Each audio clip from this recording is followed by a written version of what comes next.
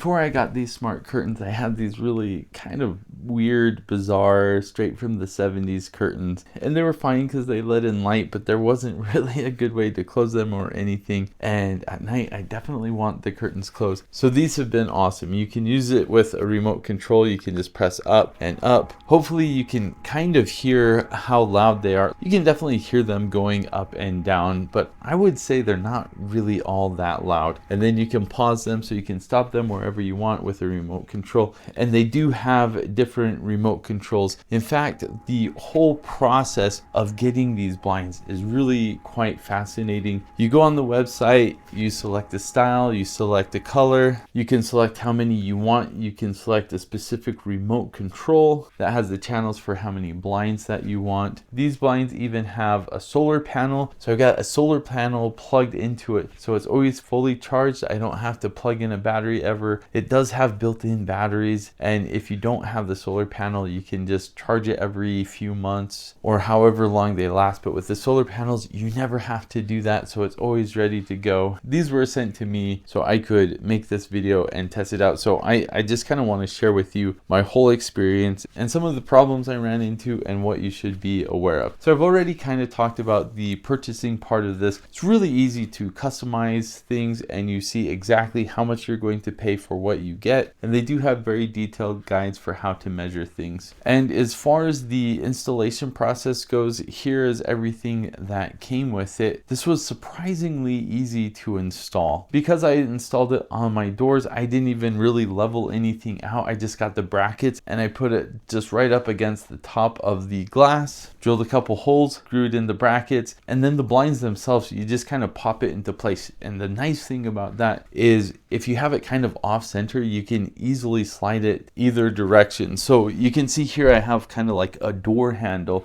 If I didn't measure it exactly right and maybe it was hitting the door handle or something like that, I could easily just slide it over like that just to get it out of the way. So if you're kind of worried about the installation process, I would say don't be. This was really easy. It didn't take very much time at all. As far as the remote control goes, I kind of lucked out with where I put them, because as soon as I installed them, I tried the remote and it just worked. Left goes to left, right goes to right, but there's a way on the back of the remote to program it for the specific blinds. But what I like more than that is the smart capabilities, hooking it up to like Google Home or your smart device. And here's where I kind of ran into troubles, not because it was difficult, but because I'm kind of dumb and didn't fully read the instructions. So here are the supported devices. If you don't have a supported device, it is not going to work with smart capabilities. It uses Matter over Thread, which is kind of a new thing to me. I don't even know if I said that right. Thread over Matter, one of those two, which I believe is just kind of sending a different radio signal to the blind. So that's why you need a supported device. So when I found that out, I got this device. This is an Akera. This was like the least expensive device I could find that would work with this, and it actually didn't end up working. So then I got this Google Nest Hub 2nd Gen, which is supported,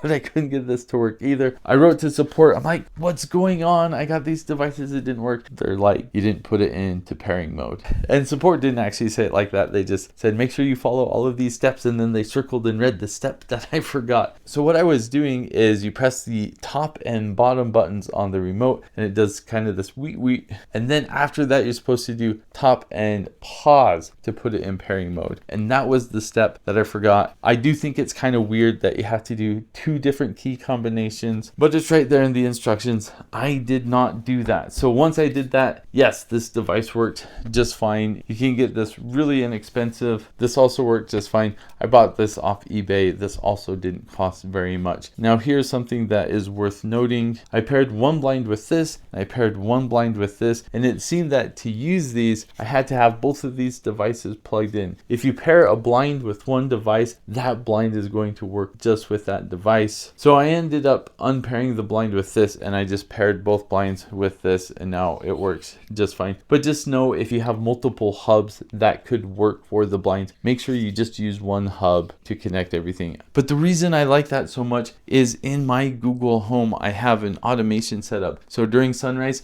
the blinds automatically come up. During sunset, the blinds automatically go down. So I don't have to worry about opening and closing them. I also like doing voice commands. So you could say something like, open the basement blinds, and they will automatically open, so I can easily open them whenever I want just using a voice command. Or you could do something like, say, open the basement blinds to 50%, and they will open to 50%. That was pretty impressive.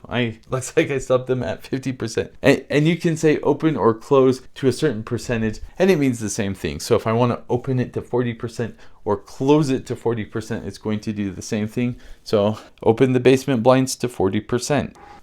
Open the basement blinds to 60%. So now they will go up to 60% open. Close the basement blinds to 70%. So now they will still go to 70%. So it doesn't matter what state it's in, it will just go to the percent you say, which is really nice if you don't want to open it all the way. And you can do that in an automation as well. So you could say in the morning, it'll just open up a little bit to let some sunshine through, but not open all the way so people can look in. I think really what I like about these is sometimes with my wife, we will watch movies, and especially during sunset, the sun is like shining directly at our TV. Now that we have these blinds, it doesn't let the sun shine through. Now you can see around the edges where some sunlight is coming through. A lot of that is just how our door was made, but how that works is really going to be depending on where and how you install these. There's different styles of blinds. You can put them in windows, you can put them over windows, and they do a really good job blocking out the light. I'm really happy with the way they look. I'm still kind of amazed at how easy they are to install and set up. And when you add them to your smart devices, just make sure you read the full instructions, and then it is actually really simple to set up that way. And then you can set up automations to have these open and close whenever you want automatically. Really cool.